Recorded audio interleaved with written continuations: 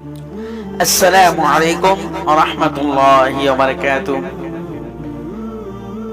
সম্মানিত উপস্থিতি মণ্ডলী, আমার কলেজের টুকরো ভাই ও বোনেরা, আজকে আমরা আলোচনা করতে যাচ্ছি গুরুত্বপূর্ণ একটি আমল নিয়ে, যেন আপনারা আল্লাহর সন্তুষ্টি লাভ করতে পারেন, আল্লাহর সন্তুষ্টি অর্জন করতে পারেন, আল্লাহ তাআলার ওলি হইতে পারেন, আল্লাহ তাআলার প্রিয় একজন বান্দা এবং বান্দী হিসেবে গ্রহণযোগ্যতা লাভ করতে পারেন, তেমন একটি আমল।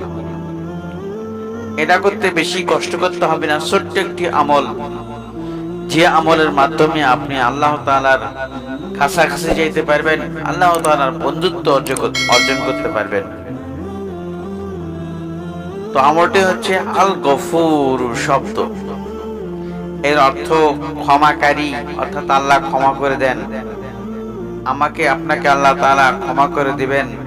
আল্লাহ তাআলা বলেছেন, যদি কোনো ব্যক্তি আমার কাছে ক্ষমা চায়, তাহলে আমি তাকে ক্ষমা না করে পারি না, তাকে ক্ষমা করে দেই, তাকে পাপ মুক্ত করে দেই, তার সমস্ত পাপ মোচন করে দেই, সে নতুন করে একেবারে খালেস বান্দা হয়ে যায়, পাপ নিঃস্ব হয়ে যায়, পাপ থেকে মুক্ত হয়ে যায়।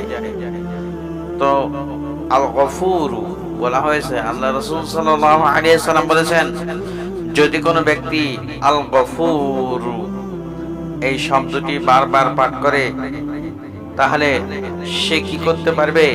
আল্লাহ তাআলার সন্তুষ্টি অর্জন করতে পারবে, আল্লাহ তাআলার বন্ধু হয়ে যাবে, আল্লাহ তাআলার নিকটে পৌঁছে যাবে।